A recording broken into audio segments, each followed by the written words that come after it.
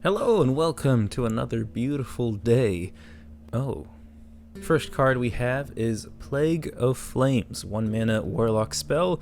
Destroy all your minions. For each one, destroy a random enemy minion. This is extremely cheap board removal, probably the cheapest I've ever seen. The great thing about this card is you can guarantee a clear as long as you have an equal or greater than number of minions than your opponent. And so maybe a pretty good play is that you could use something like Reform Scheme and summon a certain number of imps out on the board to equal your opponent's.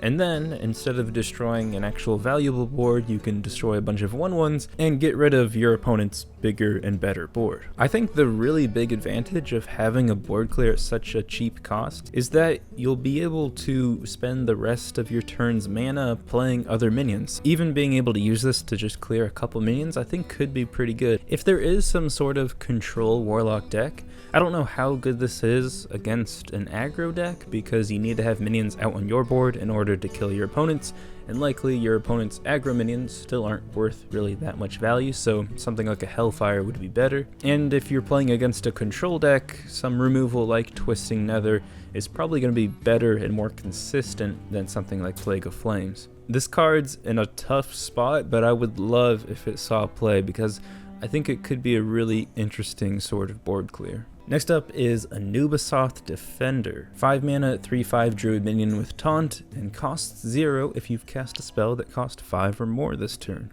Alright, so looking at the druid spells, Force of Nature, Starfell, Nourish, Stampeding Roar, these things aren't amazing, that's for sure. So you can see that the spell options are a bit sparse. We still have some cards yet to be released. I think if you could find 2 or 3 different 5-cost cards in a more mid-range or controlling druid deck, then being able to play that spell and then get a 0-cost 3/5 with taunt out on the board on the same turn, that's pretty useful. Next up is Overflow, 7 mana druid spell, restore 5 health to all characters and draw 5 cards. Oh no, it's coming back, Ultimate Infestation. I love the cards that also help your opponents for some reason, just because I feel like it's a different and unique kind of game mechanic. For this card, restoring 5 health, of course, lets you resummon Lucent Bark.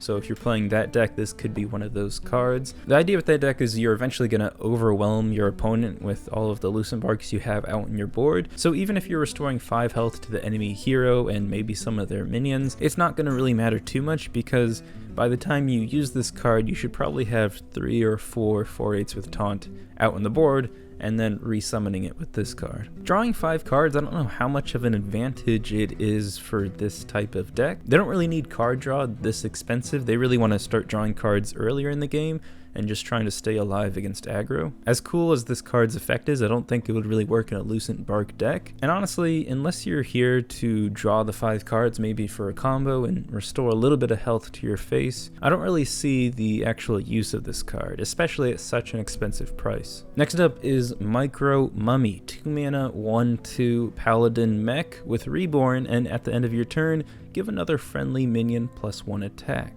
The question, I think, is when you magnetize to this minion, does it keep the Reborn? And when it is reborn, does it come back as just the Micro Mummy or also the magnetized minion? I assume it's going to come back as just the Micro Mummy and be a 1/1. The effect of this card is pretty decent. It's not as good as Grand Mummy. I think that Death Rattle and Reborn synergy is a lot better. With that said, I think Micro Mummy has the distinct advantage of already having a deck in Mech Paladin to fit in right away. I think they could use another early game card. This isn't the strongest thing in the world, but the fact that it sticks on the board with Reborn would allow them to then on turn 3 magnetize another mech to it, which is really powerful. If you get this in the early game, it could definitely help a Mech Paladin. So I think if there's a Mech Paladin next expansion, Micro Mummy is probably going to see play. Next up is Live Wire Lance, 3 mana, 2/2 warrior weapon.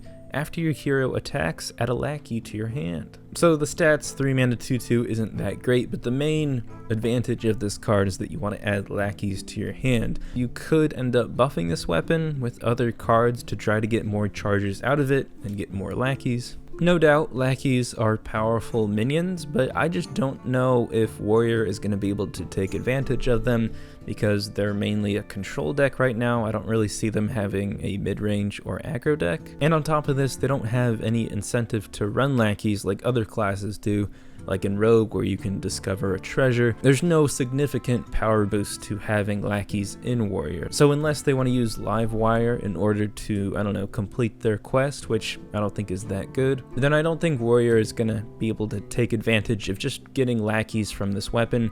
They'd rather just play a better 3-drop, or more likely, control cards. Livewire Lance isn't a bad weapon, but I just don't think it's gonna find the right deck. Next up is Desert Spear, 3 mana 1/3 hunter weapon. After your hero attacks, summon a 1/1 locust with rush. Right away when you play this card, you'll be able to deal at least 2 damage to a minion. An advantage to summoning the locust is that maybe you have a minion or beast buff out on the board, so instead of just dealing 1 damage with the locust, you could end up dealing 2 or maybe even 3. I think maybe the only issue with this card is that the value is spread over 3 turns. I think this card is deceptively good, being a 1-attack weapon, but I just don't know if the value is fast enough and whether or not using this to trade with enemy minions is going to be worth it for Hunter, which might want to instead just use the 3 mana to play a minion and hope that they can go face next turn. And last up, we have Dark Pharaoh Tekun, 5 mana 4/4 Warlock minion with the battle cry.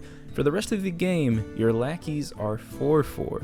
Oh no, it's bringing back the Rogue quest. So looking back at our lackeys, for Warlock you can get them off of Evil Cable Rat, or 2 of them off of Evil Genius, and then also you have Evil Recruiter, which destroys a friendly lackey and then summons a 5/5 demon.